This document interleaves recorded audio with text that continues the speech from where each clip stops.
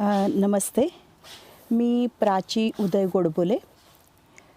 अखिल भारतीय नाट्य परिषद शाखा सांगली यांच्या वतीनं वाचनकट्टा नावाचा जो उपक्रम सुरू आहे त्यासाठी अरुणा ढेरे यांच्या काळोख आणि पाणी या पुस्तकातलं मातृगर्भाशयाची ओढ हा लेख वाचण्यासाठी माझे मित्र सनीत कुलकर्णी यांनी संधी दिलेली आहे.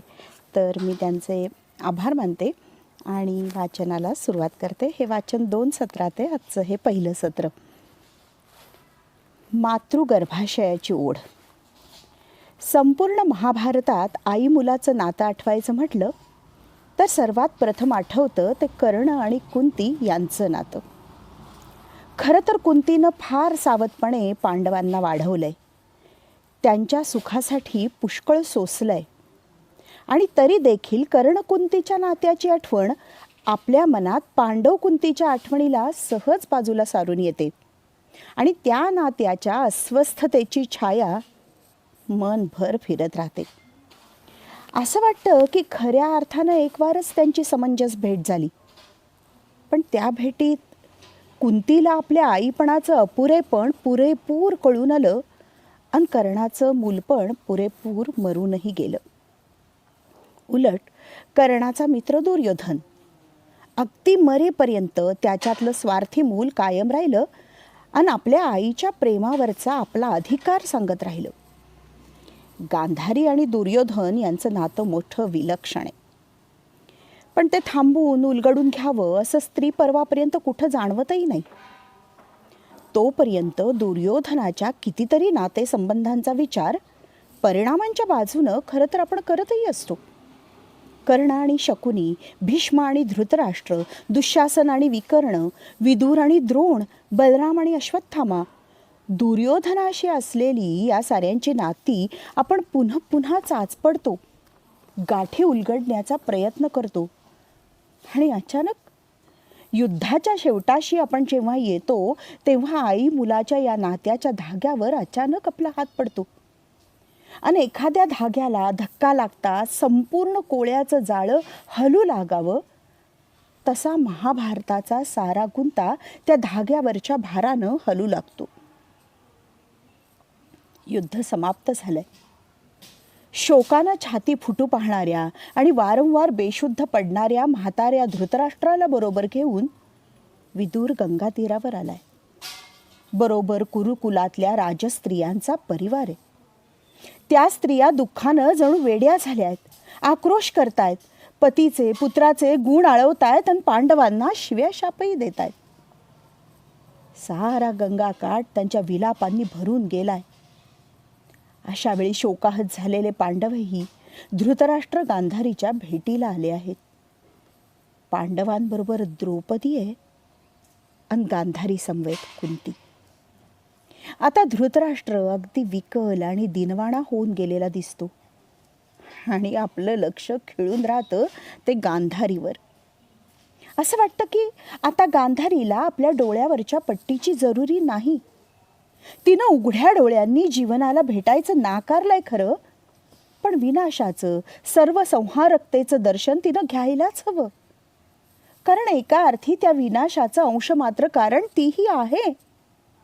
ती दुर्योधनाची आई आहे आणि म्हणून मुलाच्या वाट्याच्या साऱ्या कृत्यांना ती धर्मतः जबाबदार आहे. तिनं तो विनाश पाहायलाच हवा आणि तिनं खरोखरच तो पाहिला. तिच्या अंतःचक्षुंना ते सर्व भयकारी आणि अभद्र दर्शन झालंच. रक्तामांसाच्या चिखलात पडलेली छिन्न विछिन्न प्रेत, कोल्ह्या कुत्र्यांचा आणि गिधाडांचा रणभूमीवरचा अमंगल संचार, विधवा स्त्रियांचा अपरंपार शोक गांधारीनं सारं पाहिलं. मृत्यूचं तांडव विलक्षण सुन्न करणार होतं. एका परीनं ते तिला झालेलं सर्वात प्रत्ययकारी जीवनदर्शनच म्हणायला हवं. हे सारं पाहत असताना सुदैवानं कृष्ण तिच्या शेजारी उभा होता. तिला आणि तिच्या आंधळ्या नवऱ्याला अंतर्बाह्य ओळखणारा व्यास महर्षी खेरीज तो एकटाच. व्यासानं आपल्या प्रज्ञाचक्षूंनी ज्यांचं जाणून घेतलं त्या प्रसंगी त्या माणसासाठी तो धावत गेला. कधी कान उघडणी केली, कधी सौम्य सल्ला, कधी मार्मिक विश्लेषण आणि कधी धीरोदात्त सांत्वन. जे आवश्यक ते सारं व्यासानं केलं. या दोघांसाठीही केलं. आणि तरी पण व्यास महाभारतात जगलेला वाटत नाही. तो त्या पलीकडेच राहिला. त्यात असूनही नसलेला राहिला. श्रेष्ठ निर्मात्याची ती अलिप्त तल्लीनता व्यासामध्ये भरपूर होती. मग कृष्णही तसा नव्हता का? असा विचार मनात येतो आणि आपणच तो पुसूनही टाकतो. नव्हे, कृष्णाचं महाभारतातलं अस्तित्व व्यासासारखं नव्हेच. महाभारताच्या रथावर आरूढ झालेला वीरनायक अर्जुन असला तरी कृष्ण सारथी आहे.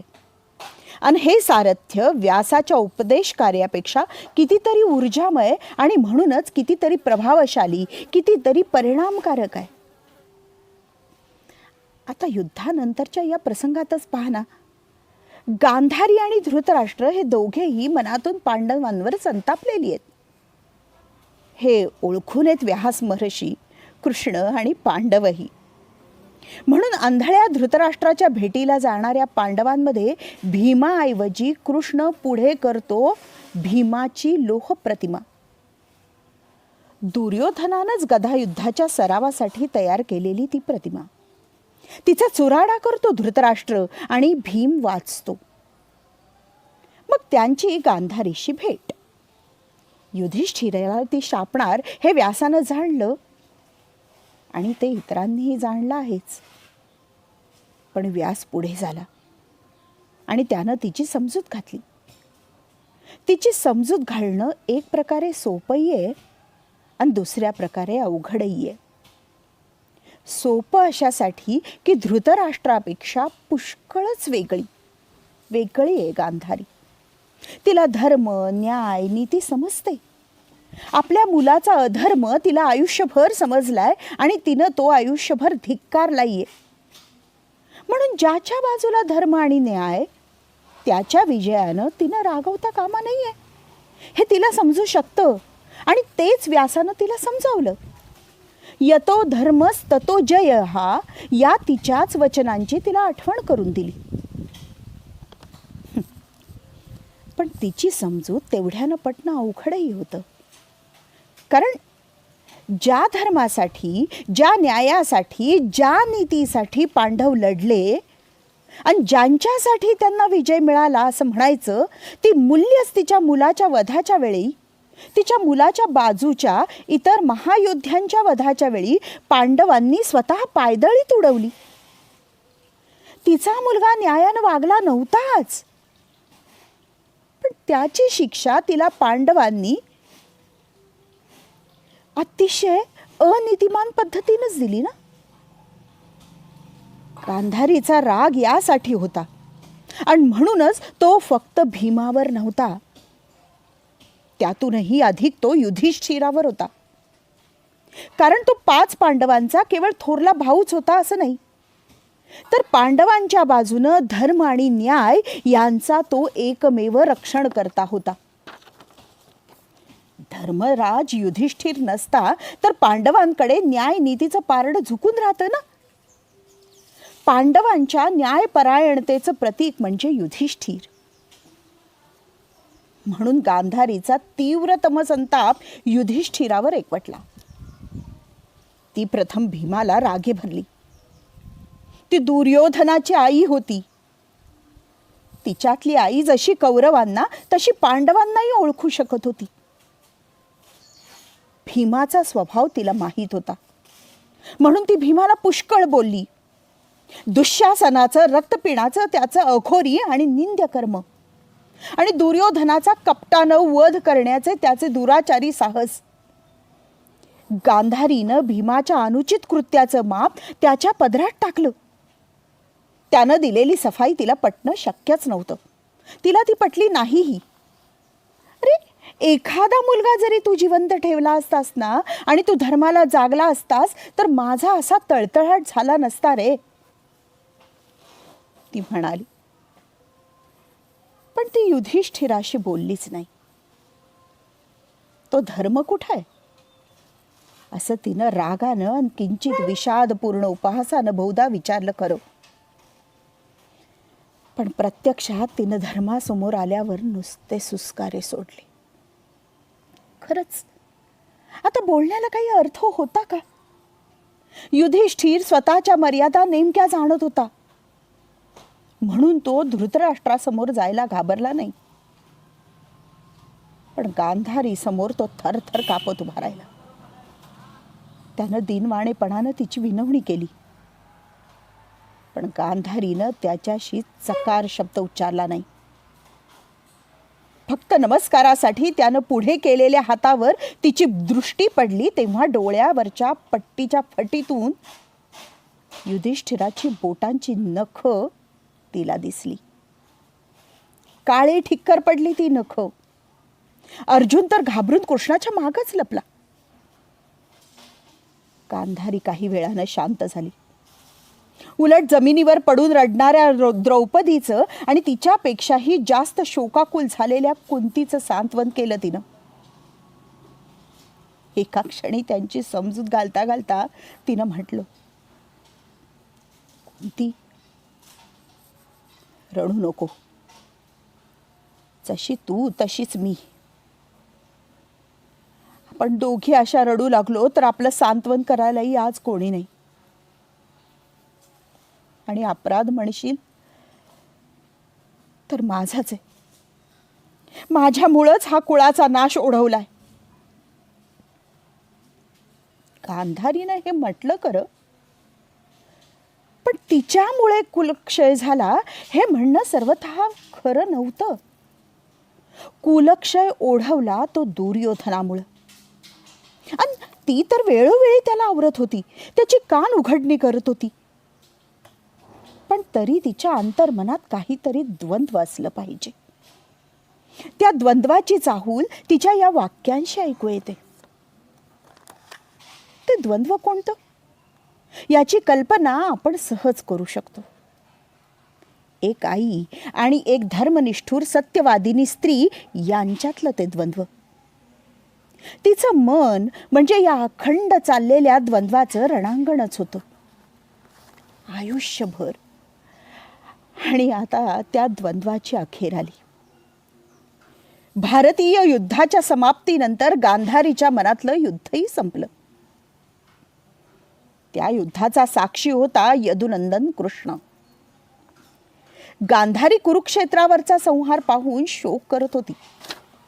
दुर्योधन, दुःशासन, चित्रसेन, दुस्सह, विकर्ण, विवंशती, तिला आपल्या मुलांची छिन्न विछिन्न प्रेत जणू समोर दिसत होती. पण ती अधिक व्याकुळ झाली सर्व भक्षक मृत्यूच्या भयान दर्शनामुळे. ती हतबल झाली, अगदी एकाकी झाली. तिनं धृतराष्ट्राला जन्मभर सांभाळलं होतं, पण तिला आतून माहीत होतं की खऱ्या अर्थानं त्याच्याशी तिचं मन बांधलेलं नव्हतं. आता तर मुलंही गेली, नातू गेले. त्या भयानक सर्वनाशानं गांधारी थरारली. तिच्या मनातलं द्वंद्व तिला असह्य झालं. आई आणि धर्ममादिनी यांची ती शेवटची झुंज. कृष्ण तिच्या शेजारी होता, अगदी शांतपणे. मुळीच काही न बोलता तो तिचं बोलणं ऐकत होता, तिला निरखत होता. आणि गांधारी तुटली. ती आतून मोडून पडली. तिच्यातल्या आईचं मरण क्रमप्राप्त होतं. पण आजवरच्या वेगवेगळ्या प्रसंगातही तिच्यातल्या त्या आईवर सत्यवादिनीनं मात केली होती. आता तर आईच्या अस्तित्वाचं प्रयोजनच संपलं. पण जाता जाता ती आई वार करून गेली. अधर्मानं मारलेल्या गेलेल्या आपल्या मुलाविषयी तिनं न्याय मागितला. धर्मराजाला शापण्याचाही अखेरचा प्रयत्न केला. पण तिच्यातल्या सत्यवादिनीला तेव्हा व्यासानं धीर देऊन उभं केलं आणि आई हरली. आई संपली ही. पण सत्यवादिनी आणि धर्मनिष्ठुरा तरी कुठं उरली. तीही घायाळ झालीच होती. तीही आचके देत होती. आयुष्यभर तिला फार सोसावं लागलं होतं. तिला तो सहारा ताण अखेरीला असह्य झाला आणि ती मोडली. तिनं कृष्णाकडे पाहिलं. तो शांत समजूतदारपणे तिच्या जवळ उभा होता. त्या निकटतेत काय नव्हतं. अभयाचं आश्वासन होतं. धर्मनीतीचे खुलासे होते. आयुष्यातल्या न्याय अन्यायाच्या तिढ्यांना समजून सोडवण्याचं सामर्थ्य होतं. पण गांधारीला हे सारच असह्य झालं. ती ह्या आश्वासनांवर, दिलाशांवर, खुलाशांवर आणि सामर्थ्यावरच कोसळली.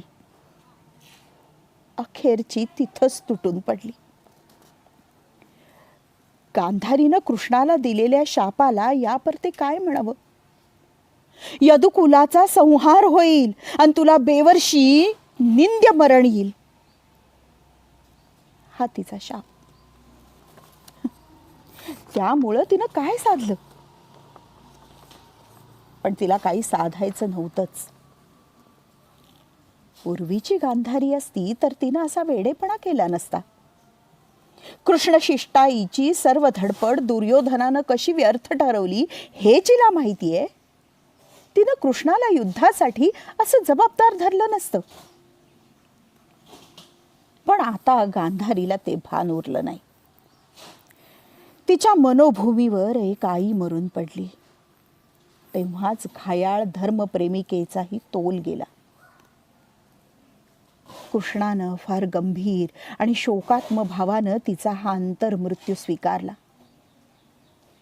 मला वाटतं की कृष्णासाठी हे अखेरचं सगळ्यात कष्टदायक आणि सगळ्यात कोवळेपणानं अवघड असं काम केलं होतं. किंबहुना एखादा समंजस मुलगाच केवळ आपल्या आईसाठी करू शकेल असं ते काम होतं. ते काम कृष्णानं केलं. शांत भावानं म्हाताऱ्या गांधारीला त्यानं सावरलं. मोजक्या शब्दात वस्तुस्थितीची जाणीव दिली. दुर्योधनाच्या दुष्ट प्रवृत्तींचा पुनरुच्चार केला. ती दुर्योधनाची आई होती याची आठवण दिली आणि नंतर साऱ्याच गतगोष्टींवर पडदा टाकला. त्यानं तिला नष्ट झालेलं सारच विसरायला सांगितलं. पण गांधारी ते कसं विसरू शकणार होती. आंतरिक जपण्याजोगं सारं गमावलेलं, साऱ्या शक्तींचा ऱ्हास झालेला. आता ती आतून मोडलेली म्हातारी गतगोष्टींच्या शोकाखेरीज काय करू शकणार होती. मला वाटतं ती आठवतच राहिली असेल पूर्वीचं सारं काही. सारं म्हणजे तरी काय, तिच्या आईपणाच्या आठवणी मुळी फारशा सुंदर नाहीतच. किंबहुना ती आई झाली आणि 4-8 वर्षातच तिच्या त्या अंतर्द्वंद्वाला सुरुवात झाली होती. आपल्या 5 पोरांना घेऊन कुंती हस्तिनापूरला परत आली आणि भांडणांना सुरुवात झाली. मुलांमधली स्वाभाविक भांडणं नव्हती ती. सत्ता स्पर्धेचं विष त्यात सुरुवातीपासूनच होतं. दुर्योधन खुंशी. त्यानं भीमाला विषप्रयोगही केला. गांधारी मधल्या आईनं आपल्या मुलाचंच ते काम हे न सांगताही जाणलं असणार. पण तेव्हा त्या आईनं उद्याच्या भल्याची आशा ठेवून पदर खोचला आणि सत्यवादिनीला जरबेनं गप्प बसवलं. मात्र दुर्योधन निरोगी वाढलाच नाही. दिवसेंदिवस तो हट्टी आणि दुराग्रही बनत गेला. आणि इथं गांधारी मधली आई फसली. तिनं मुलाला वळण लावलं नाही. आपला आंधळा आणि सत्ता लोभी नवरा, आपला मूर्ख आणि कपटी भाऊ आणि आपल्या मुलाच्या महत्वाकांक्षेला विवेकहीनपणे खतपाणी घालणारे त्याचे मित्र यांच्यातून मुलाला वेगळं काढून सुधारणं, वेळीच त्याच्या स्वभावातले दुर्गुण रोखणं तिला शक्य झालं नाही. कदाचित कदाचित ती त्यासाठी धडपडली असेल, पण पोरगा चतुर. त्यानं आईला टाळून मनमानी सुरू केली. कितीकदा गांधारीमधली निराशाई सत्यवादिनीला सोबत घेऊन मुलाला 4 भल्या गोष्टी सांगू पाहत राहिली, पण त्याचा उपयोग झाला नाही. इथं गांधारीपेक्षा कुंती मात्र सरस ठरली. तिनं आपल्या 3ही मुलांइतकं नव्हे, काकणभर जास्तच प्रेम माद्रीच्या मुलांवर केलं आणि 5ही पांडवांना एकोप्यानं अतिशय दक्षपणे वाढवलं. मुलांना अखंडपणे कुंतीची ओढ राहिली आणि तिनेही त्यांच्यावर डोळस मायेचा वर्षाव केला. म्हणून पांडवांना प्रत्येक संघर्षात आईचं मोठं पाठबळ मिळत गेलं. लाक्षागृहात ती त्यांच्याच बरोबर होती. नंतरच्या कठीण काळातही तिनं त्यांच्याबरोबर पुष्कळ खस्ता खाल्ल्या. एकत्रितपणे अनुभवलेल्या कठीण काळात आई मुलाचं नातं आणखी गडद झालं. तिनं आपल्या मुलांचे स्वभाव ओळखले, त्यांना मुरड घातली आणि युधिष्ठिराची संयमी समजूतदार वचक सगळ्यांना घालून दिला. उलट गांधारी आणि दुर्योधन दुःशासन यांचं वत्सल नातं जुळूच शकलं नाही. असं का झालं असेल? संकट काळात माणसं जास्त जवळ येतात, तसे पांडव आईच्या अधिक जवळ येऊ शकले म्हणून हा फरक जाणवतो का? की फार मोठ्या राजपरिवारात गांधारीला मुलांना अधिक जवळ करणं शक्य झालं नाही? काय झालं असेल? याची नुसती कल्पनाच करायची. प्रत्यक्षात आपल्या पुढ्यात आहे तो फक्त एक रोगट नातेसंबंध.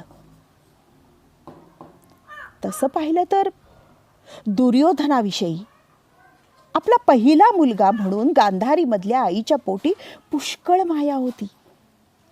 त्यापायीच मुलाच्या वाईट कृत्यांकडे करता येईल तितकी डोळेझाक त्या सत्यवादिनी आणि धर्मपरायण गांधारीनं केली होती. पण तसं फार काळ घडणं शक्य नव्हतं. दुर्योधनाचा पांडवांविषयीचा द्वेष दिवसेंदिवस वाढतच गेला, जाहीर झाला आणि गांधारीमधल्या आईला गप्प बसवून सत्यवादिनीला पुढे येऊन बोलावंच लागलं. ती बोललीही, पुष्कळ वेळा बोलली, द्यूतप्रसंगी बोलली, कृष्णशिष्टाईच्या वेळीही बोलली, पण तिचं बोलणं विफल ठरलं. एकट्या दुर्योधनानं ते विफल ठरवलं आणि तिच्या नवऱ्यानंही तिला अपयश दिलं. नवरा जर खंबीरपणे तिचं म्हणणं मानून ते उचलून धरता, तो दुर्योधनाचा तोल सुटता ना. पण धृतराष्ट्र गांधारीमध्ये पहिल्यापासूनच असा सुसंवाद नाही. किंबहुना धृतराष्ट्राच्या मनातल्या सत्ता लोभाला दुर्योधन पूरक वागत राहिल्यामुळं गांधारीकडे दुर्लक्ष करणंच त्यानं अधिक सोयीचं मानलं. वडिलांच्या दुबळ्या स्वभावाचा, पुत्रमोहाचा आणि सत्तामोहाचा फायदा दुर्योधनानं अचूक घेतला. दुर्योधन दुष्ट आहे, पण आतल्या गाठीचा धूर्त नाही. बराचसा भाबडा आहे. मनात येईल ते करायला हवं असं एक हट्टी तापट मूल त्याच्यात भरलेलं आहे. कित्येकदा तर त्याच्या दुष्ट कल्पना अतिशय अव्यवहार्य आणि हास्यास्पदही असल्याचं कर्णशकुनीला जाणवच राहिलेलं आहे. म्हणून वाटतं की तो धूर्त नव्हे, भाबडाच आहे. पण लहान मूल झालं तरी त्याला स्वतःचा स्वार्थ जसा बरोबर समजतो, तसा दुर्योधनालाही आपला स्वार्थ बरोबर समजला आणि त्यात येणारे अडथळे, त्याला होणारे विरोध त्याने शिताफीने टाळले. म्हणून गांधारी ही दुर्योधनाच्या लेखी जिला टाळायला हवं अशीच व्यक्ती होऊन गेली. तिचं मन समजून घेण्यात का किंवा ते समजून घ्यावं असं वाटण्यात का संवेदनशील आणि जाण असलेला मुलगा तो कधी नव्हताच. दुर्योधन आणि पांडव यांच्या बलाबलाचा विचार करताना हे गांधारी दुर्योधन नातं अटळपणे विचारात घेतलं पाहिजे असं आता मला वाटतं. बायको आणि आई यांचं फार मोठं मानसिक पाठबळ, फार मोठं उत्तेजन पांडवांना होतं. आईची वत्सल पण सावध नजर त्यांच्यावर होती आणि 5ही जणांच्या लेखी आईची आठवण, तिचा सहवास, तिचा आशीर्वाद यांना जीवन प्रेरणेचं महत्त्व होतं. उलट दुर्योधनाला त्याचं मानसिक बळ वाढवणारं कर्णाच्या मैत्रीखेरीज दुसरं कोणाचंही नातं नव्हतं. म्हणून कर्णाच्या मैत्रीला दुर्योधनाच्या आयुष्यात अनन्यसाधारण स्थान प्राप्त झालं. एरवी वडील आणि मुख्यतः आई यांचा मानसिक आधार आणि प्रेमाचा पाठपुरावा नसता तर कदाचित दुर्योधनाचा सारा व्यवहार इतका करडा कोरडा होता ना. आपल्या उभ्या आयुष्यात दुर्योधनानं या गोष्टीची खंत केलेली कधीही दिसत नाही. आईच्या प्रेमाची तहान त्याला कधी लागलेली दिसत नाही. तिच्यापाशी जाऊन तिच्या कुशीत मस्तक ठेवून बसण्या इतका तो कधी भावुक झाला नाही. तिच्या एखाद्या कृतीतून, एखाद्या शब्दातून दिलासा शोधण्याची गरजही त्याला कधी भासली नाही. तरी दुर्योधनाच्या अखेरच्या पर्वाशी मी वारंवार घुटमळते. तिथे काहीतरी निराळं असं मला जाणवत राहतं. वाटतं की जीवन मरणाच्या सीमेवर आल्यानंतर दुर्योधन काहीसा वेगळा दिसतोय आणि त्या सीमेवरून त्याला कदाचित गांधारीही वेगळी दिसली असेल. हा होता पहिला भाग. उर्वरित भाग पुढच्या सत्रात. धन्यवाद.